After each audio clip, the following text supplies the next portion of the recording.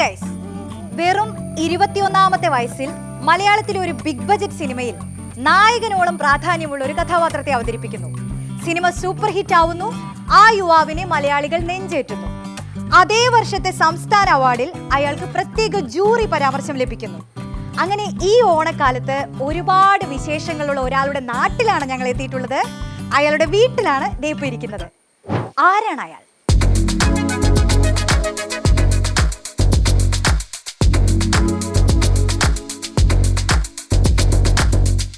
ആടുജീവിതത്തിലെ ഹക്കീമായ മലയാളികളുടെ സ്വന്തം KR ഗോകുലിന്റെ വീട്ടിലാണ് അപ്പോൾ നമ്മൾ എത്തിയിട്ടുള്ളത്. Come on, happy Onam. ഞാൻ നേരത്തെ പറയായിരുന്നു, അതായത് ഈ ഓണം ശരിക്കും സ്പെഷ്യൽ ആയിട്ടുള്ള ആളാണ് ഗോകുൽ. ഒരുപാട് കാര്യങ്ങൾ സംഭവിച്ച വർഷമാണ്, കുറെ വിശേഷപ്പെട്ടതാണ്. അപ്പോൾ പറയൂ, ഓണവിശേഷങ്ങൾ എന്താണെന്ന് പറയും. ഓണവിശേഷങ്ങൾ എന്താന്ന് വെച്ചാൽ, ഇപ്പോൾ എല്ലാ കൊല്ലത്തെയും പോലെ ഫാമിലിയുടെ കൂടെ ഓണം സ്പെൻഡ് ചെയ്യാന്നുള്ള ഒരു സന്തോഷം, പിന്നെ പൂവൊക്കെ ഇടുക, അങ്ങനെ നമ്മളെ സദ്യകള്. ഇതുവരെയുള്ള ഒരു ഓണം പോലെയാണോ ഇത്തവണ? എന്തോ ഒരു സ്പെഷ്യൽ ഫീലിംഗ് ഉണ്ടോ? സ്പെഷ്യൽ ഫീലിംഗ് ഉണ്ട്, കാരണം കുറേ ആഗ്രഹങ്ങൾ ഉണ്ടായിരുന്നു. ചെറിയ ചെറിയ കുറച്ച് ആഗ്രഹങ്ങളൊക്കെ കയ്യിൽ ഒതുങ്ങിയൊരു വർഷമായിട്ടാണ്, ഒരു ഓണമായിട്ടാണ് എനിക്ക് ഈ ഒരു വർഷം തോന്നുന്നത്. അപ്പം കുറച്ച് സ്പെഷ്യലാണ് ഈ ഓണം. പ്രേക്ഷകരൊക്കെ ഒരുപാട് പേര് ഗോകുലിനെ തിരിച്ചറിഞ്ഞൊരു വർഷം കൂടിയാണ് അല്ലേ? അപ്പൊ നമുക്ക് ഇവിടെ നല്ല വൈബുള്ള ഒരു ഫാമിലി ഉണ്ട്. ഗോകുലിന്റെ അച്ഛനും അമ്മയും ഏട്ടനും ചേച്ചിയും എല്ലാരും ഇവിടെ ഉണ്ട്. നമുക്ക് അവരുടെ വിശേഷങ്ങളിലേക്ക് കൂടി കടക്കാം അല്ലേ? അപ്പൊ നമ്മുടെ തകർപ്പൻ ഓണായിരിക്കും ഇത്തവണ അല്ലേ? തകർപ്പനല്ലേ? തകർപ്പൻ ഓണാണ്. അപ്പൊ നമുക്ക് ഫാമിലിനെ പരിചയപ്പെടുത്തിയാലോ? പോവാം.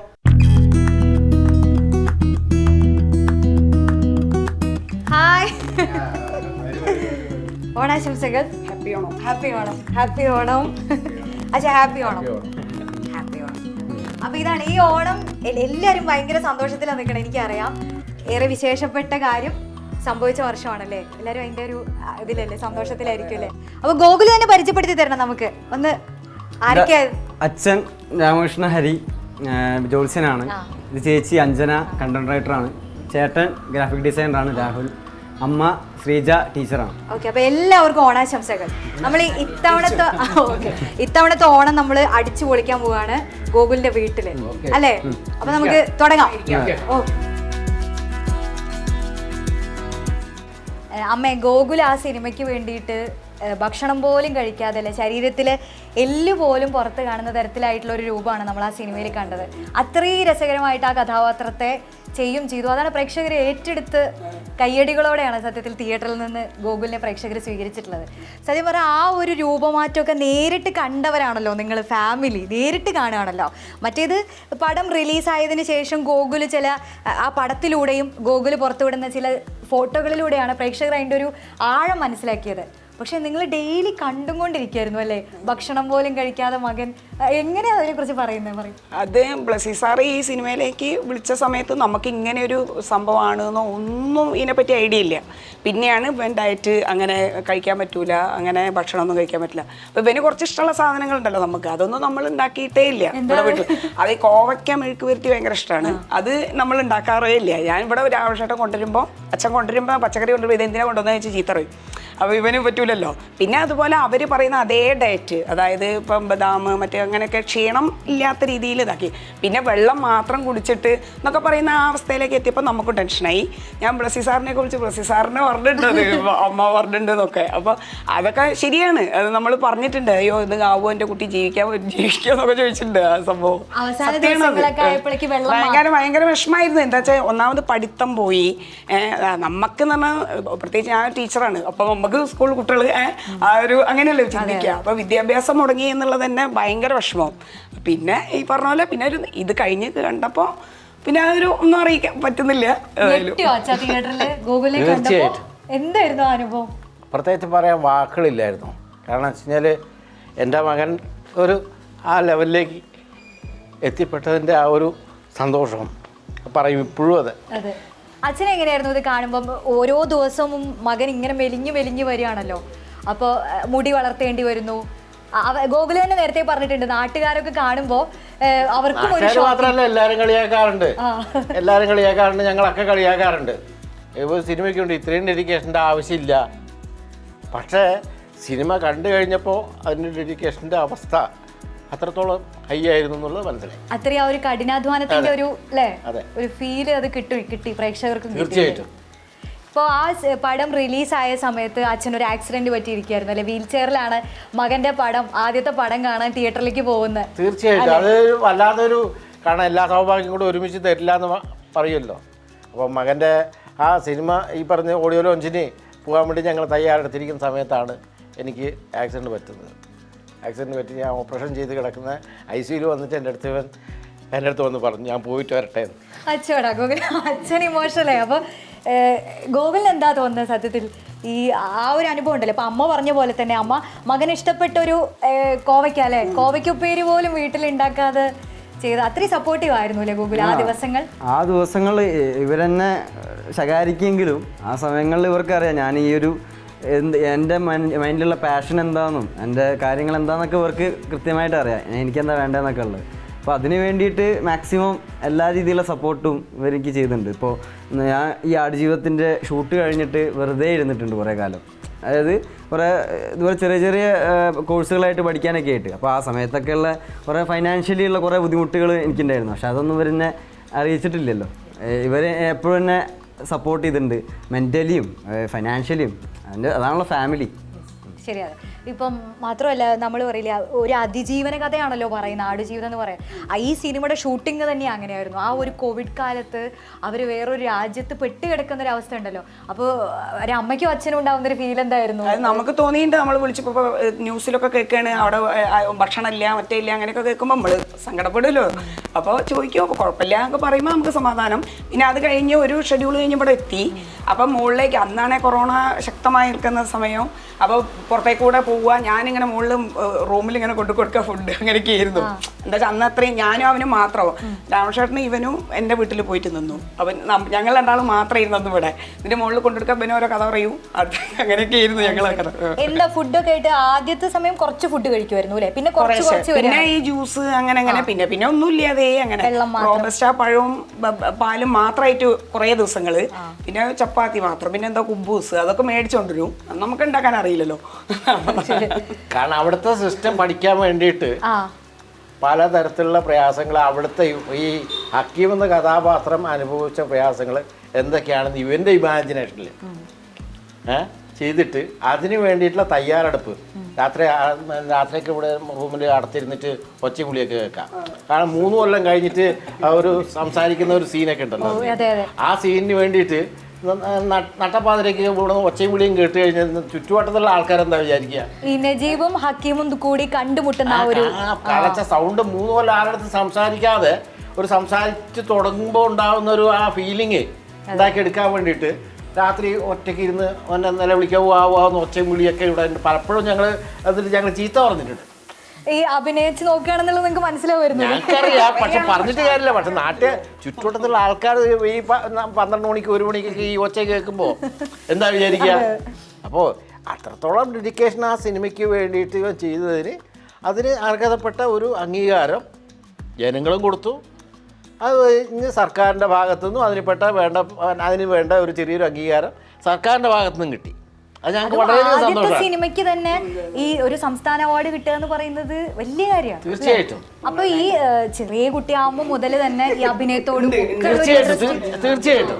അപ്പൊ അത് കഴിഞ്ഞിട്ട് ആ സിനിമ ബെസ്റ്റ് ആക്ടറായിട്ട് കഴിഞ്ഞതിന് ശേഷമാണ് നഗ്നായ തമ്പുരാൻ എന്നുള്ള നാടകത്തിലാണ് അഭിനയിച്ചത്. ആ തമ്പുരാനെയാണ് ബെസ്റ്റ് ആക്ടറായിട്ട് കിട്ടിയത്. അത് കഴിഞ്ഞിട്ട് ആകാശമുട്ടായി എന്നുള്ള ഒരു സിനിമയിലേക്ക് എൻട്രി കിട്ടിയതും അതിൻ്റെ ബേസിലാണ്. അന്ന് ഈ നാടകത്തിലൊക്കെ ഇങ്ങനെ മകനെ അഭിനയിക്കുമ്പോൾ തോന്നിയിരുന്നോ അവൻ സിനിമയിലൊക്കെ കയറി? സിനിമയിൽ നല്ല അഭിനയിക്കാനുള്ള ഏത് കഥാപാത്രത്തെയും അതിൻ്റെതായിട്ടുള്ള തന്മയത്തോടു കൂടി അവതരിപ്പിക്കാൻ അതിനുവേണ്ടി എത്രത്തോളം ത്യാഗം സഹിക്കാനും കുറേയൊക്കെ അവൻ ശ്രമിക്കുന്നുണ്ട് എന്നുള്ളത് ഞങ്ങൾക്ക് തോന്നി. ഇപ്പോൾ സാധാരണ മക്കൾ ഈ ആർട്സ് സബ്ജക്റ്റുകളായിട്ടൊക്കെ പോകുമ്പോൾ അല്ലെങ്കിൽ കലാപരമായ എന്തെങ്കിലുമൊക്കെ കാര്യങ്ങളിൽ ഇടപെടുമ്പോൾ പൊതുവെ ഒരു സാധാരണ രീതിയാണ് അച്ഛനമ്മമാർ പറയും പഠിത്തത്തിൽ കോൺസെൻട്രേറ്റ് ചെയ്താൽ മതി. ഞങ്ങൾ അങ്ങനെ ആരും 2 മക്കളാരും ഞങ്ങൾ നിർബന്ധിച്ചില്ല. കാരണം അവരുടെ താല്പര്യം എന്താണോ അതെ അവരുടെ താല്പര്യം എന്താണോ ആ താല്പര്യത്തിനനുസരിച്ച് മുന്നോട്ട് പോകുക എന്നുള്ളത് കവിഞ്ഞ് ഇന്ന് നിർബന്ധിച്ച് പഠിക്കുക അല്ലെങ്കിൽ മറ്റേ ചെയ്യുന്ന ഞങ്ങൾ ആ 2 മക്കളാണ്, 2 പേരെയും ഞങ്ങൾ നിർബന്ധിച്ചിട്ടില്ല. ഇപ്പോൾ വന്ന കുട്ടിയാണെങ്കിലും അതിനനുസരിച്ചുള്ള ഞങ്ങൾക്ക് ഇണങ്ങുന്ന ഒരു തരത്തിലുള്ള ഒരു കുട്ടി തന്നെയാണ് ഞങ്ങൾക്ക് വന്നത്. ആ ഒരു മോള് വന്നതും. പിന്നെ അമ്മയ്ക്ക് ആടുജീവിതത്തിലെ ഏത് സീന് കണ്ടപ്പോഴാ വൈകാരികമായി പോയെ? കരഞ്ഞോ തിയേറ്ററിലെ? ഉണ്ട്. അത് ഞങ്ങളിങ്ങനെ ഇങ്ങനെ കിടന്നിട്ടുള്ള ആ ഒരു ഇതിലാണ് കണ്ടത്. രാമചേട്ടൻ അന്ന് ആക്സിഡന്റ് പറ്റിയിട്ട് വയ്യായിരുന്നല്ലോ.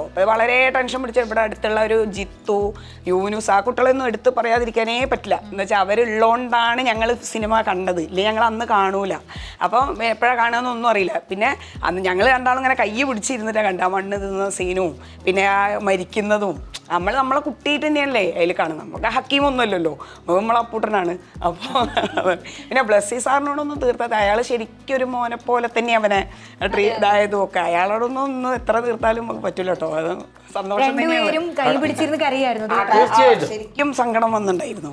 പിന്നെ അത് കഴിഞ്ഞ് ഞങ്ങൾ ഒരു പ്രാവശ്യം ഞങ്ങൾ പോയിട്ടോ, ഞാനും അഞ്ജനിയും മാത്രം പോയി സിനിമ. എൻ്റെ അമ്മയും കൂടി പോയിട്ട് ഒന്നും കൂടി കണ്ടു ആ സിനിമ. അതിന് പിന്നെ ആ സീന് ഇപ്പോൾ OTT വന്നപ്പോൾ TV കണ്ടപ്പോൾ ആ സീൻ വരുമ്പോൾ ഞങ്ങൾക്ക് ഇപ്പോഴും ഒരു മനസ്സിൻ്റെ ഒരു വിങ്ങലാ. കാണുന്ന ഹക്കീമിനാണെങ്കിലും മകൻ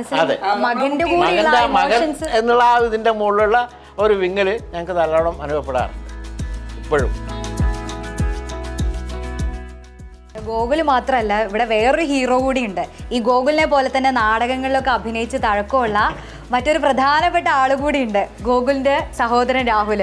സത്യത്തിൽ ഈ വീട്ടിലെ രണ്ടാമത്തെ ഹീറോ ആണ് അല്ലേ? ആദ്യത്തെ ഹീറോ ആണ്.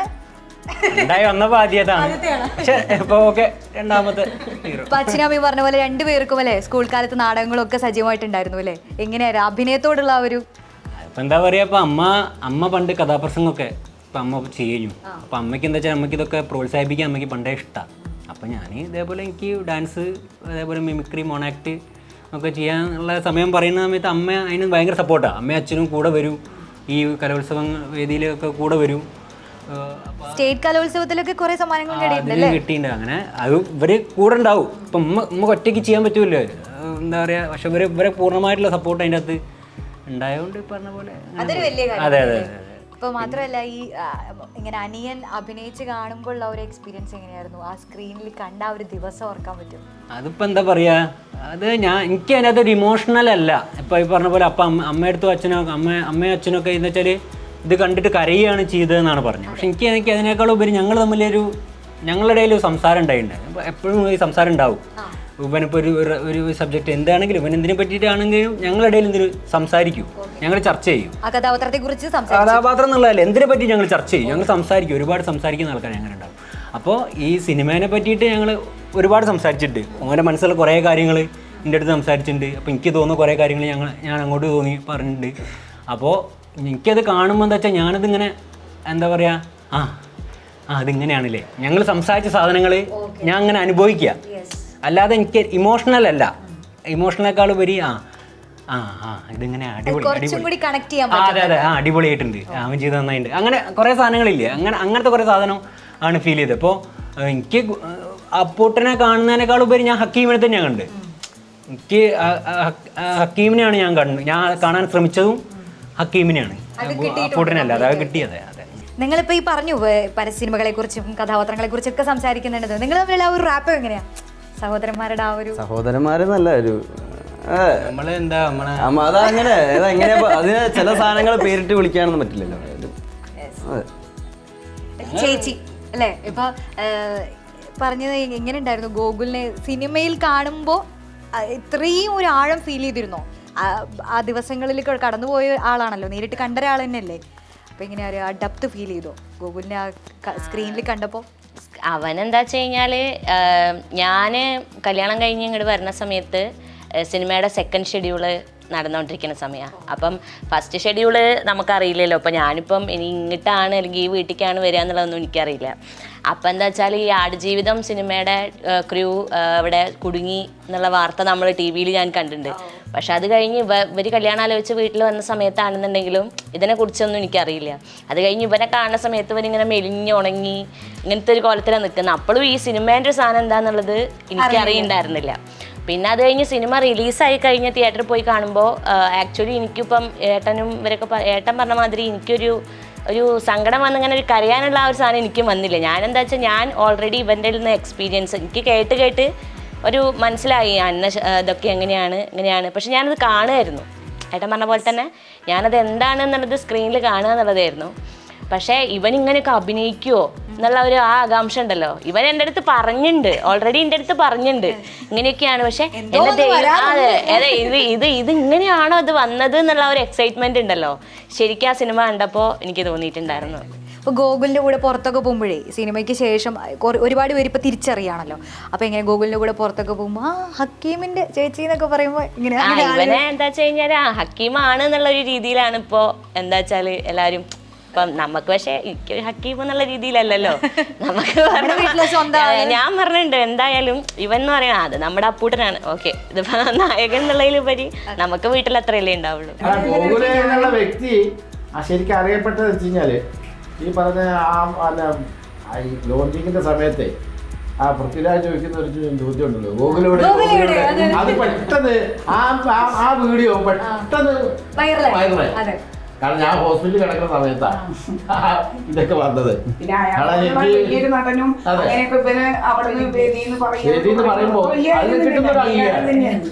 ശരി, ആ ഗോകുൽ എവിടെയെന്ന് പൃഥ്വിരാജ് ചോദിക്കുന്നുണ്ടല്ലോ, അതിലാണ് മലയാളികൾ എല്ലാവരും ഗോകുൽ എവിടെയും തിരയാൻ തുടങ്ങിയത്.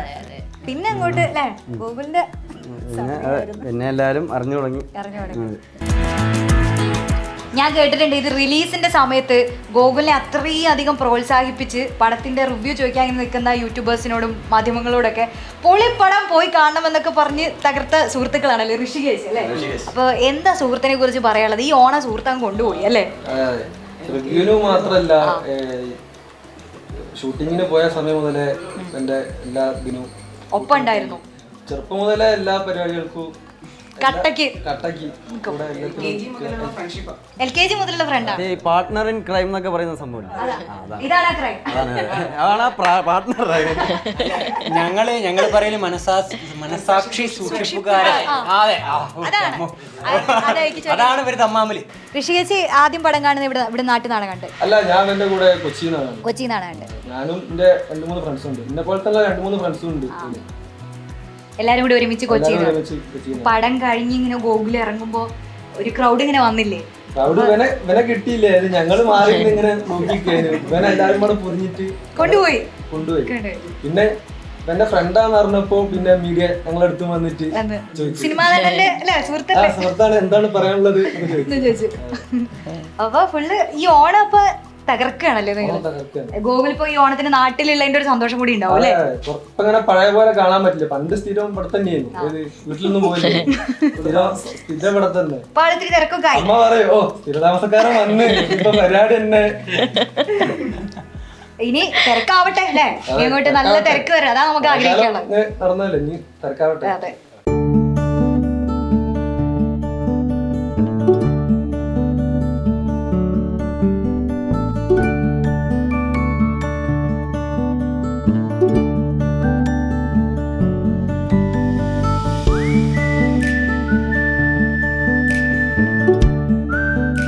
ഗൂഗിൾ ഇത്രയും വലിയൊരു ഡയറ്റിന് ശേഷമേ നമ്മൾ പറയുമല്ലോ, ഇപ്പോൾ എല്ലാം കഴിഞ്ഞ് ആ ഒരു വെള്ളവും ഇഷ്ടപ്പെട്ട ഭക്ഷണങ്ങളൊക്കെ ഇങ്ങനെ ആസ്വദിച്ച് കഴിക്കുന്ന ഒരു ഫീലില്ലേ?